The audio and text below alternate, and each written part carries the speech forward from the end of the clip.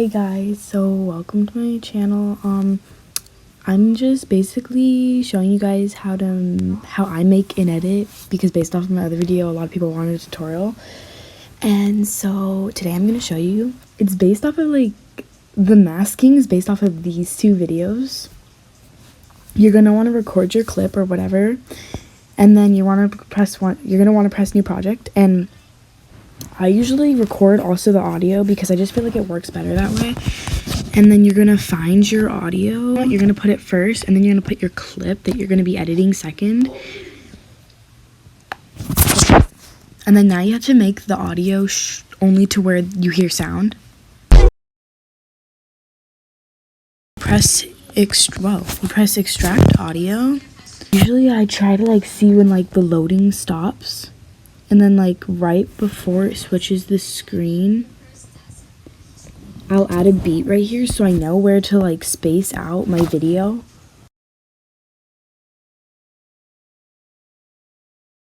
And then I'll just basically play the video all the way until I get to the first beat.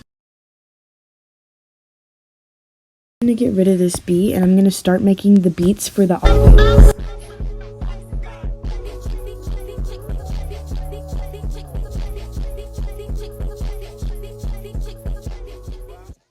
And then I'm going to make my velocity. And how I do velocity, I don't know if I usually put the speed of the video to 3 seconds. And then I go to the next beat after cutting it and I'll put it at 1 second. And I'll basically repeat that process all the way until I get to the end. But I've gone over it and I've already made sure it all fits to the beat. It doesn't have to be exactly, because if you zoom it out you can tell it's not perfect. Typically you just go over all of the ones that you have a speed to it, and you press smooth slow-mo, and then instead of pressing better quality you're going to want to press faster process, and depending on how long it is how long it's going to take. And you repeat this for all of the ones that have 0.03 on it for speed. And doing that is supposed to make it flow a little bit better. Okay, now that you finished that, you're gonna want to watch it one more time.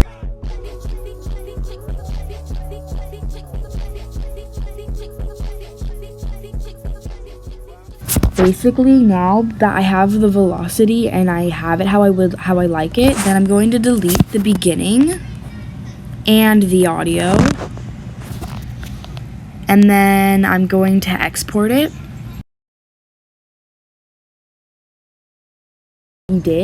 So you have to go press back, and then you're going to want to undo it until you have the clips you deleted. And then you're going to want to go through and delete all of your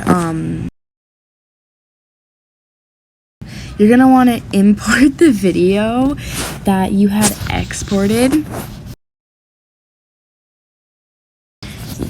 Okay, and before you do anything else, you're going to want to press overlay, add overlay, and then add the same thing that you added on. Add another overlay and make the overlay one of these trending backgrounds. I mean, it really doesn't matter which one you do, if it's pro or not or whatever. And then you're going to make it the whole screen and make this layer 2.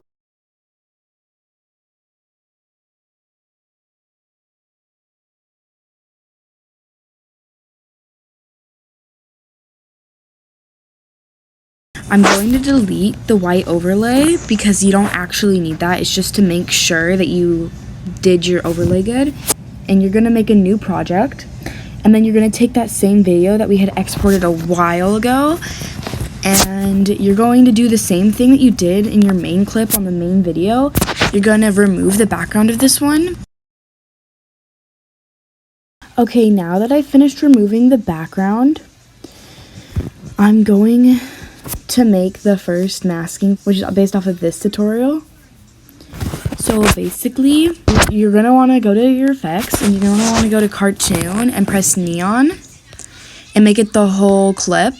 You're going to want to go to the main video and press adjust, and then you're going to want to go to saturation, press -50. You're going to go to video effects again, and you're going to go to lens, and then you're going to go to edge glow, and you're going to make the duration the whole video once again, and then you're going to press adjust and make sure glow's at 100. And to make it look good too, if you can press object and press all videos as well. And then this is the first masking. You can export it now.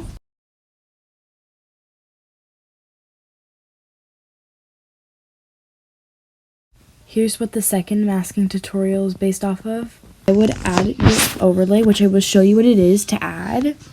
It's a photo. I want to press splice first and press darken. And then you're going to want to make the dots however big or tiny you want. I like to make it like that size. For the video, you're going to press adjust. And then you're going to want to copy what I'm doing. So brightness, you're going to want 50. Contrast, you're going to want 50. Saturation, you're going to want 8. Brilliance, you're going to want -27. Sharpen, you're going to want 100. Shadows, you're going to want 8. And that should come out like this. You can go to filters and you can press on, I think it's portrait. And yeah, then you're going to want to press robust 100. And your video should come out like this.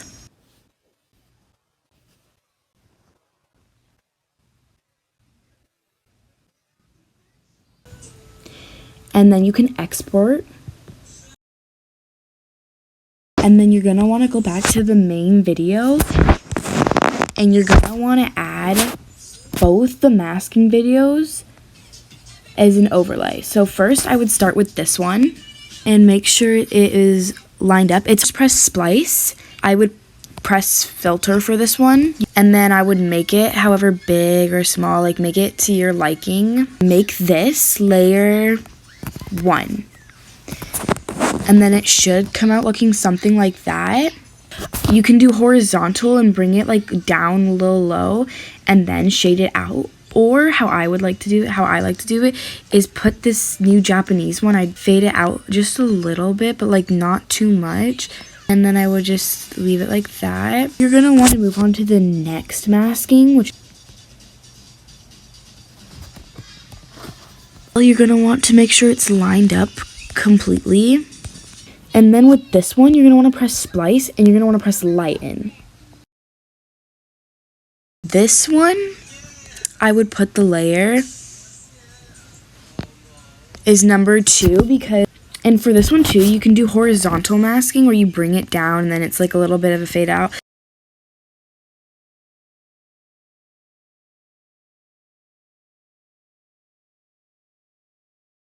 And then I might also adjust it and make like the brightness brighter. I'm gonna put this at 16. And then for this one, go to the second overlay and I might make the brightness as well a little brighter. And then you can also, with this one, make the temperature blue or yellow or like an in-between color. I'm gonna make mine -50 because I like how the blue kind of works. Go back to the main clip and make the filter as well more of like a tinted blue one, because then it kind of like matches both of them and kind of makes them like brighten. So depending on how dark blue you want it and stuff, you can make it however, which I'm gonna make mine 68. And then because I feel like my overlay kind of just looks kind of weird, I'm also gonna put a filter on it, and it's not gonna be the same one. I think I'm gonna put robust on it.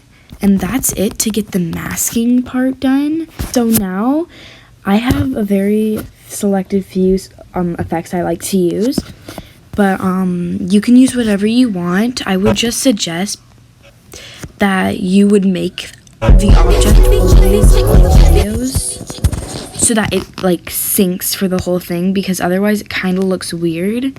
I mean, I like to make my shakes longer. And then I usually like to use the first 4 as a trial to how I want the video to look.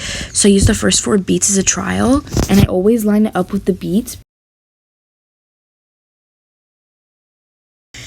And then I'll copy it, and then I'll press replace, and I'll switch it to whatever effect I want it to be. So for example, I like to use a blur all the time, because whenever you use a blur, it helps it, like, I don't know, it just like looks better in my opinion. oblique blur. Okay, and then for the blurs, I don't like to make them that long because I feel like then it's just a little too much and it doesn't make the video flow.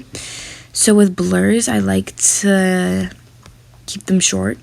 After that, I usually look for camera shake.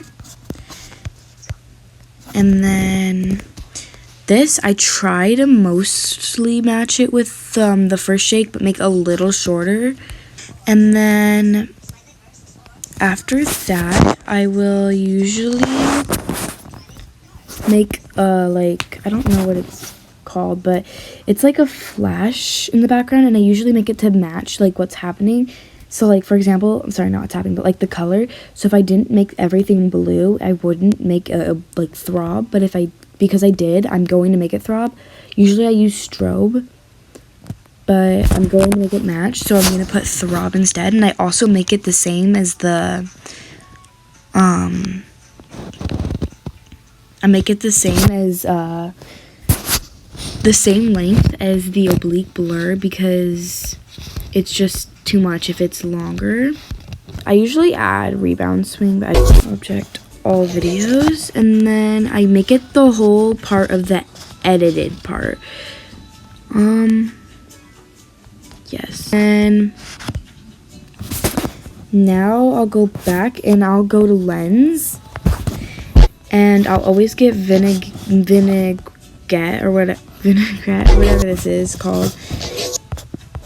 And then I will also make this the whole video, and I'll go to retro 2, and I'll go to press noise. Where is it?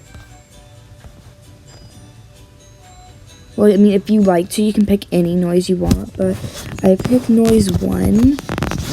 Now that I've put it, done all that, now I'm going to go in and add my astrals from this.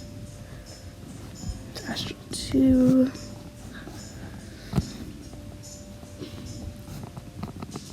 Okay, right here.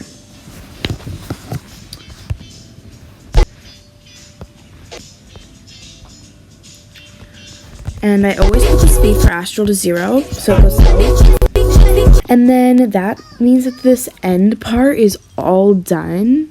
The first part has not been edited at all, and that's usually just because it's kind of like the intro part. So I like to go to lens, and I like to usually press blur.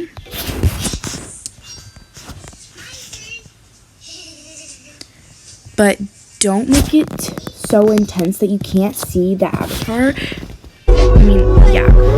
So I usually put it like 15 so it doesn't look that good. And then this all happens, and then it makes it look really good.